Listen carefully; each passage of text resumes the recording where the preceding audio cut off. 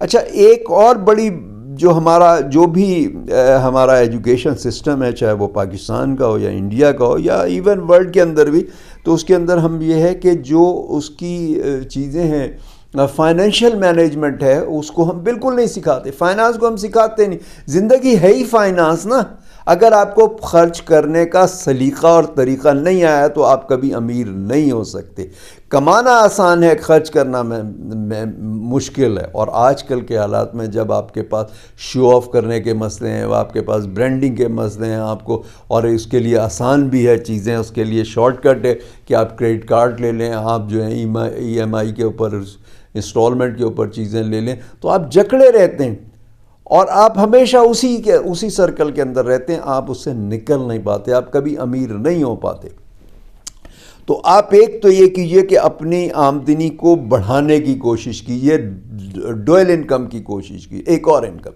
دوسری، اپنی اسکلز کو اتنے بڑھائیے کہ آپ کو جو دوسرے لوگوں سے 10 گنا زیادہ پیسے ملیں. اور اس کے بعد اس کا طریقہ یہ نہیں ہوتا کہ آمدنی میں سے آپ نے انکم میں سے آپ نے ایکسپینسز لیس کر دیے تو is equal to your saving. نہیں، whatever is your income less 40% as saving. 1 lakh ہے تو 40,000 مائنس کر دیجئے فار سیونگ کے لیے، and the rest 60,000 is against your expenses.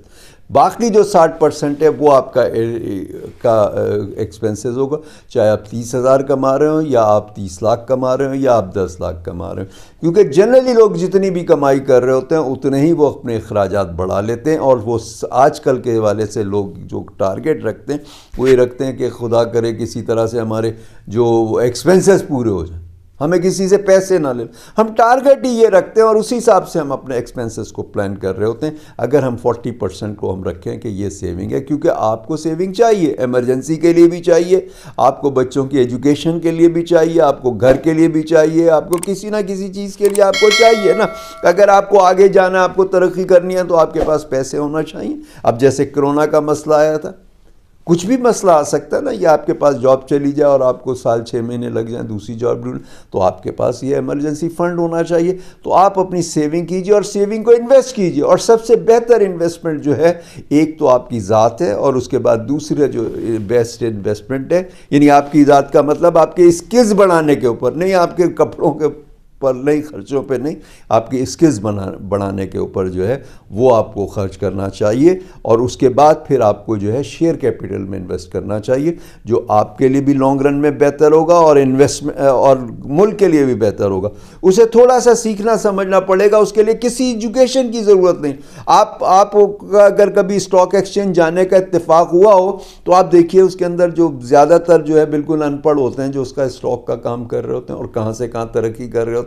اور جنہوں نے بھی اسٹاک کے تھرو ترقی کی ہے، سب سے بڑا نام جو عارف حبیب صاحب کا ہے، میں جانتا ہوں پرسنلی انہیں.